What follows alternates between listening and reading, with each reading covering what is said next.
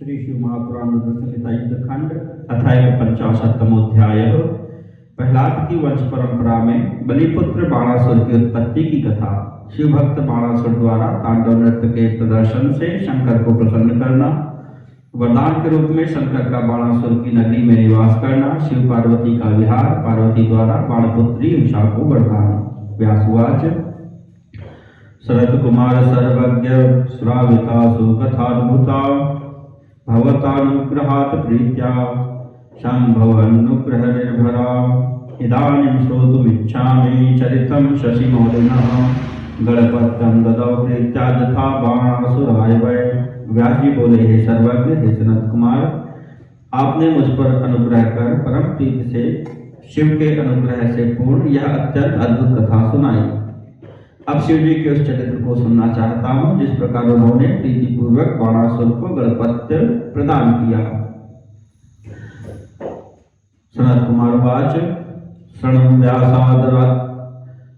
व्यासादरात्तां वै कथां शंभोः परात्मनः गणपत्यं यथा प्रीत्या ददौ बाणासुराय अत्रैव सुचरित्रं च शंकरस्य महाप्रभोः कृष्णेन संरोप्यत्र शंभुर्बाणानुग्रहणतः।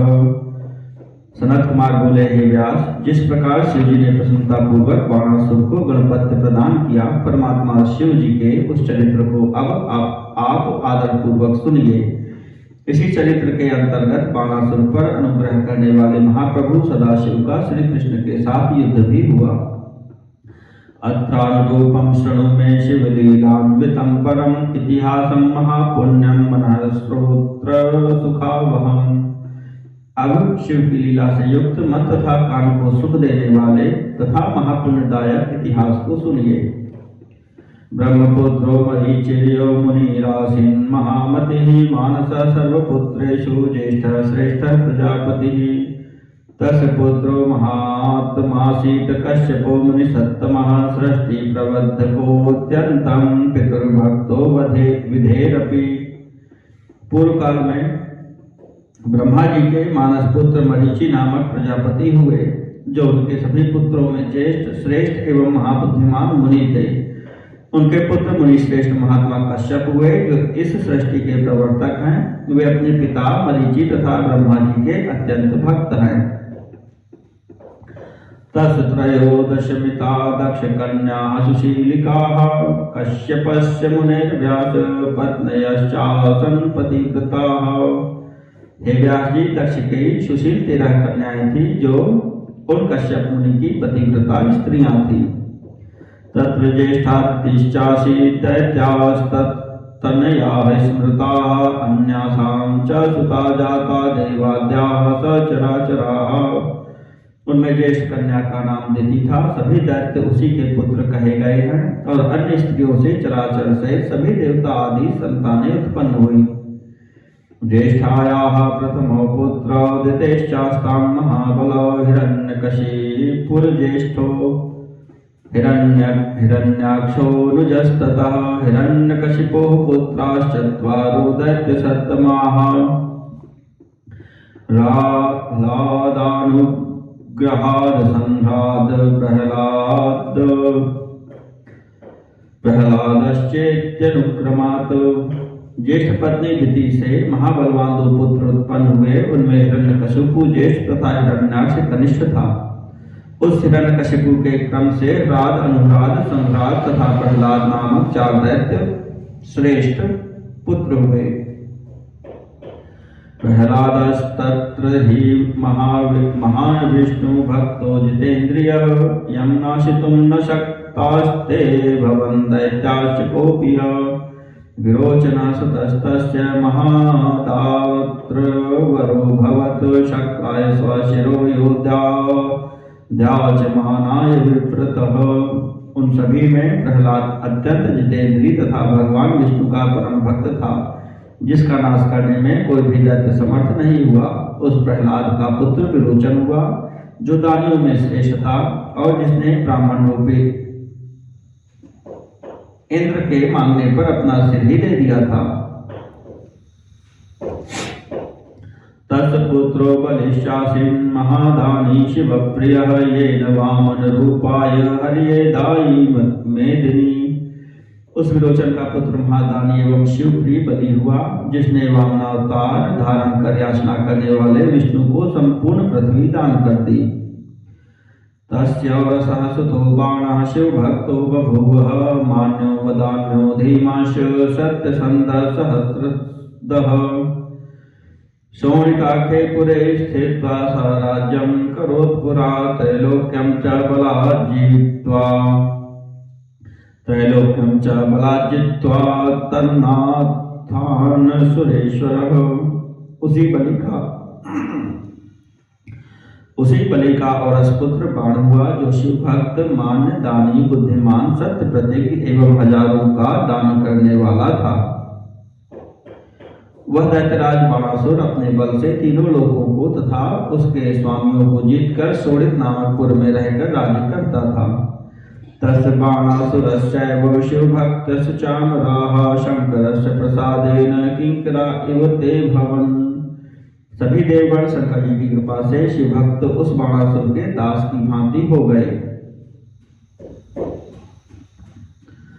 तस् राजेमरान् हित्वा नाभवन् दुःखिताः प्रजाः सापत्न्याद् दुःखितास्ते हि परधर्म प्रवर्तिनः।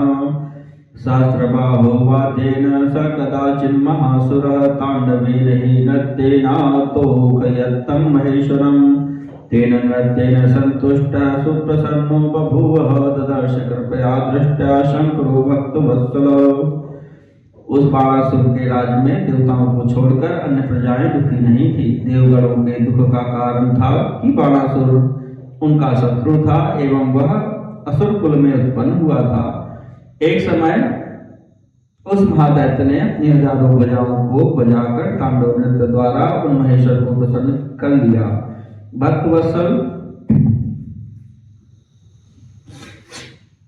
भगवान शंकर उस नृत्य में से संतुष्ट तथा प्रसन्न हो गए और उन्होंने कृपा दृष्टि से उसकी ओर देखा।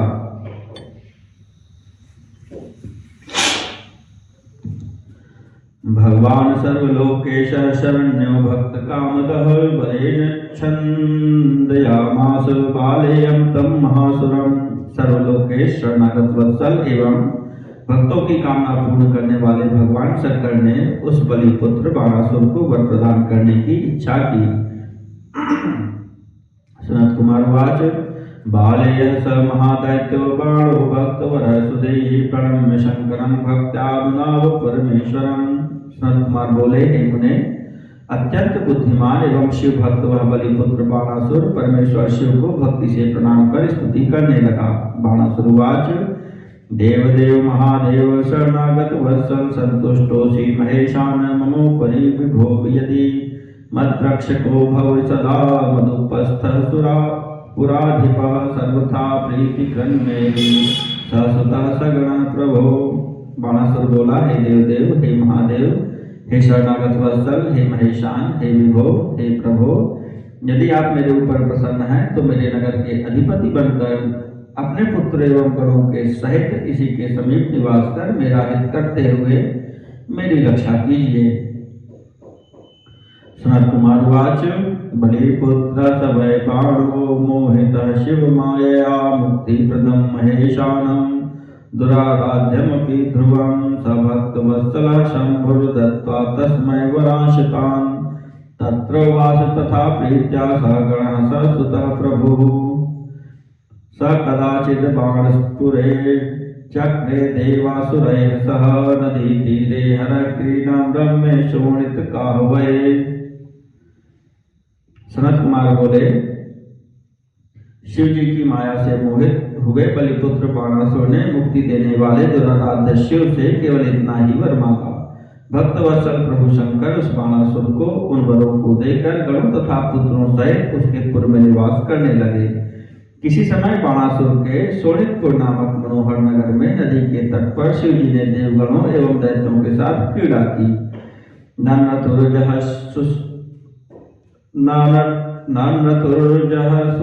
सुश्चापि गंधर्वा सरसत्स्तगा जेपुप्रणे मुर्मुनय आनर्चुस्तुष्टुवश्चतम् बबल्गुः प्रमथाः सर्वे ऋषियो जुहुस्तथा आययुः सिद्धसङ्घाश दद्रशुः शाङ्करीं रतिम्। उस समय गंधर्व एवं अप्सराएं नाचने हंसने लगी। मुनियों ने शिव को प्रणाम किया, उनका जप पूजन तथा स्तवन किया। प्रमथगण अट्टहास करने लगे, ऋषि लोग हवन करने लगे एवं सिद्धगण यहाँ आए और शिव की क्रीड़ा देखने लगे। कुतार्किकाः विनेशुश्च म्लेच्छाश्च परिपन्थिनः मातरोभिमुखास्तस्थुर्विनेशुश्च विभीषिकाः। म्लेच्छ, कुमार्गी तथा कुतर्की विनष्ट हो गए। समस्त देव माताएं शिव जी के सम्मुख उपस्थित हो गईं तथा सभी प्रकार के भय नष्ट हो गए। रुद्र सद्भाव भक्तानां भवदोषाश्च निवृताः तस्मिन् दृष्टे प्रजाः सर्वाः सुप्रीतिं परमां ययुः। उस क्रीड़ा से रुद्र में सद्भावना रखने वाले भक्तों के सांसारिक दोष दूर हो गए। उस समय शिव जी का दर्शन करते ही सभी प्रजाएं अत्यंत प्रसन्न हो गईं। गुरुमुनयः सिद्धाः स्त्रीणां दृष्ट्वा विचेष्टितं पुपुपुषुश्चापि ऋतवः स्वप्रभावं तु तत्र च। मुनि तथा सिद्धगण स्त्रियों की अद्भुत चेष्टा को देखकर अट्टहास करने लगे। समस्त ऋतुएं वहां अपना अपना प्रभाव प्रकट करने लगी। ववुर्वाताश्च मृदवः पुष्पके शरद्धूसराः चुकुजो पक्षिसङ्घाश्च शाखिनां मधुलम्पटाः पुष्पभारावनद्धानां रारट्टयेरंश्च कोकिलाः मधुरं कामजननं वनेषुपवनेषु च। पुष्पों के पराग से मिश्रित सुगंधित वायु बहने लगी, पक्षी समूह पूजन करने लगे एवं पुष्पों के भार से अवनत वृक्ष शाखाओं पर मधुलंपट कोयले वनों तथा उपवनों में कामोत्पादक मधुर शब्द करने लगी। ततः क्रीड़ा विहारे तो मत्तो बालेन्दु शेखरः अनिरजितेन कामेन दृष्टः प्रोवाच नंदिनम्। उस समय क्रीड़ा विहार में उन्मत्त तथा काम पर विजय न प्राप्त कर उससे देखे जाने मात्र से ही काम के वशीभूत सदाशिव ने नंदी से कहा। चंद्रशेखर वाच वामानय गौरीं त्वं कैलासात् कृतमण्डनां शीघ्रमस्मात् वन्नात् गत्वा भुक्त्वा कृष्णामिहानय। चंद्रशेखर बोले, हे नंदिन, तुम शीघ्र ही इस वन से कैलाश जाकर मेरा संदेश कहकर श्रृंगार से युक्त गौरी को यहाँ ले आओ।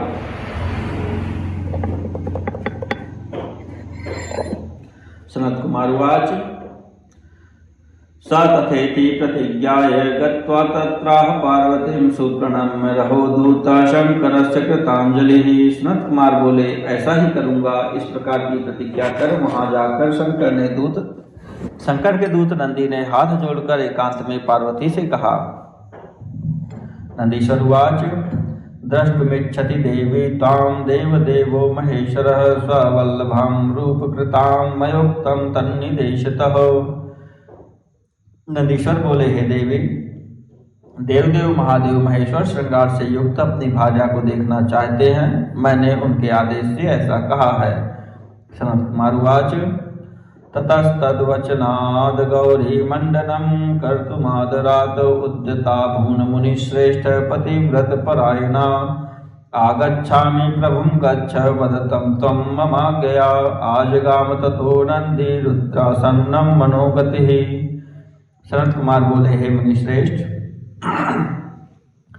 उनके इस प्रकार के वचन को सुनकर पतिव्रत धर्मपरायण भगवती पार्वती बड़ी प्रसन्नता से अपना श्रृंगार करने लगी और नंदी से बोली, तुम मेरी आज्ञा से शीघ्र शिव जी के पास जाओ और उनसे कहो कि मैं अभी आ रही हूँ। यह सुनकर मन की गति के समान चलने वाले नंदीश्वर महादेव के पास चले आए।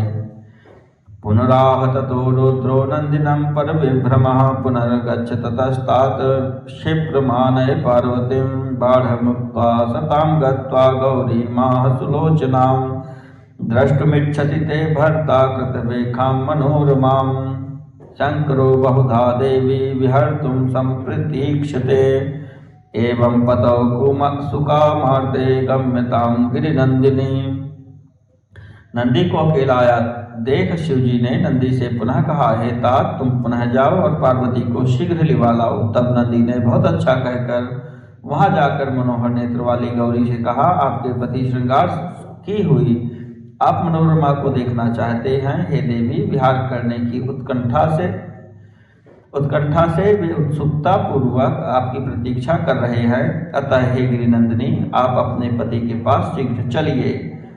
अप्सरोभिः समग्राभिरन्योन्यं विमन्त्रितं लब्धभावो यथा सत्यः पार्वत्या दर्शनोत्सुकः अयं पिनाकी कामारिः वृणुयाद्यां नितम्बिनीं सर्वासां दिव्यनारीणां राज्ञी भवती वै ध्रुवम्। पार्वती के आने में देर देखकर समग्र अप्सराओं ने परस्पर मिलकर विचार किया कि शिवजी पार्वती को देखना चाहते हैं। इस अवस्था में वे जिस स्त्री का वर्णन करेंगे वह स्त्री निश्चय ही समस्त दिव्य स्त्रियों की रानी होगी। वीक्षणं गौरी रूपेण क्रीडयेन्मन्मथैर्गणैः कामोऽयं हन्ति कामारी मुहुचुरन्योन्यमादृताः। इस समय कामशत्रु शिव को यह काम दुख दे रहा है, इसलिए हम पार्वती का रूप धारण करें। कदाचित हमें पार्वती के रूप में देखकर वे मनमथ गणों सहित हमारे साथ क्रीड़ा करें। वे आदरपूर्वक आपस में ऐसा विचार करने लगी। स्प्रष्टुं शक्नोति या केचिद्रते दाक्षायणीं स्त्रियं सा गच्छेत् तत्र निःशङ्कं मोहयेत् पार्वतीपतिम्। अतः जो स्त्री दाक्षायणी से रहित इन शंकर का स्पर्श कर सके वही निशंक भाव से पार्वती पति शिवजी के पास जाए और उन्हें मोहित करे। कुष्मांड तनया तत्र शंकरम सप्रष्टुमुत्सहे अहम गौरी स्वरूपेण चित्रलेखा वचो ब्रवीत। तब कुष्मांड कुभांड की कन्या चित्रलेखा ने यह वचन कहा, मैं गौरी का सुंदर रूप धारण कर शिवजी का स्पर्श कर सकती हूँ। चित्रलेखोवाच यदधान्मोहनी रूपं केशवो मोहनेच्छया पुरा तद्वैष्णवं योगमाश्रित्य परमार्थतः उर्वश्याश्च ततो दृष्ट्वा रूपस्य परिवर्तनं काली रूपं घृताचेतु विश्वाची चण्डिकं वपुः सावित्रीरूपं रम्भा च गायत्रमेनका तथा सहजन्या जया रूपं वैजयं पुंजिकस्थली मातृणामप्यनुक्तानां नुक्ताश्चाप्सरोवराः यत्नाद्रूपाणि ताश्चक्रुः स्वविद्यासंयुता अनु ततस्तासां तु रूपाणि दृष्ट्वा कुम्भाण्डनन्दिनी वैष्णवादात्मयोगाच्च विज्ञातार्था व्यडम्बयत्।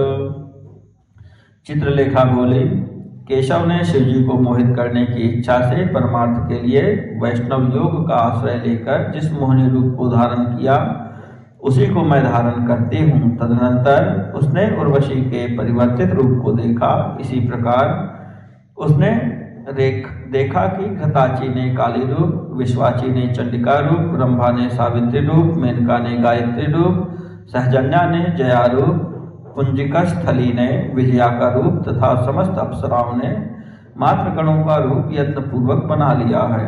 उनके रूपों को देखकर कुंभांड पुत्री चित्रलेखा ने भी वैष्णव योग से सारे रहस्यों को जानकर अपने रूप को छिपा लिया। उषा बाणा सुरसुता दिव्य योग विशारदा चकार रूपम पार्वत्या दिव्यमत्यद्भुतम शुभम। दिव्य योग विशारद बाणासुर की कन्या उषा ने वैष्णव योग के प्रभाव से अत्यंत मनोहर, सुंदर और अद्भुत पार्वती का रूप धारण किया। महारक्ताब्ज संकाशम चरणम चोत्तम प्रभम दिव्य लक्षण संयुक्तम मनोभीष्टार्थदायकम। उषा के चरण लाल कमल के समान दिव्य कांति वाले, उत्तम प्रभा से संपन्न, दिव्य लक्षणों से युक्त एवं मन के अभिलषित पदार्थों को देने वाले थे तस्या रमण संकल्पम विज्ञाय गिरिजा ततः उवाच सर्वविज्ञाना सर्वांतर्यामी शिवा सर्वांतर्यामिनी शिवा। उसके बाद सर्वांतर्यामिनी तथा सब कुछ जाने वाली शिवा गिरिजा शिव जी के साथ उसकी रमण की इच्छा जानकर कहने लगी। गिरिजोवाच यतो मम स्वरूपं वै धृतमुखे सखी त्वया सकामत्वेन समये संप्राप्ते सति मानिनी। अस्मिंस्तु कार्तिके मासे ऋतुधर्मास्तु माधवे द्वादश्यां शुक्लपक्षे तु यस्तु घोरे निशागमे कृतोपवासं तां भोक्ता सुप्तामन्तःपुरे नरः सते भर्ता कृतो देवैस्तेन सार्धं रमिष्यसि आबाल्याद् विष्णुभक्तासि यतो निशं तन्द्रिता एवमस्तुति सा प्राह मनसा लज्जितानना। गिरिजा बोली, हे सखी उषे, हे माननी, तुमने समय प्राप्त होने पर सकाम भाव से मेरा रूप धारण किया, अतः तुम किसी कार्तिक मास में ऋतु धर्मणी होगी। वैशाख मास के शुक्ल पक्ष की द्वादशी तिथि को घोर अर्धरात्रि में उपवास पूर्वक अंतःपुर में सोई हुई अवस्था में तुमसे जो कोई पुरुष आकर रमण करेगा, देवगणों ने उसी को तुम्हारा पति नियुक्त किया है। उसी के साथ तुम रमण करोगी, क्योंकि तुम बाल्यावस्था से ही आलस्य रहित होकर सदा विष्णु में भक्ति रखने वाली हो। तब ऐसा ही हो, इस प्रकार उषा ने मन में कहा और वह लज्जित हो गई। अथ सा पार्वती देवी कृत कौतुक मंडना रुद्र सन्निधिमागत्य चक्रीरे तेन शंभुना। इसके बाद श्रृंगार से युक्त होकर रुद्र के समीप आकर भी देवी पार्वती उन शंभु के साथ क्रीड़ा करने लगी। ततो रतान्ते भगवान रुद्रश्चा दर्शनम ययौ सदार सगणश्चापि सहितो दैवतैर्मुने। हे मुने, तदनंतर रमण के अंत में भगवान सदाशिव स्त्रियों गणों एवं देवताओं के साथ अंतर्ध्यान हो गए। इति श्री शिव महापुराणे द्वितीयायां रुद्र संहितायां पंचमे युद्ध खंडे उषा चरित वर्णने शिवा शिव विहार वर्णनम नामैक 50तमोऽध्यायः।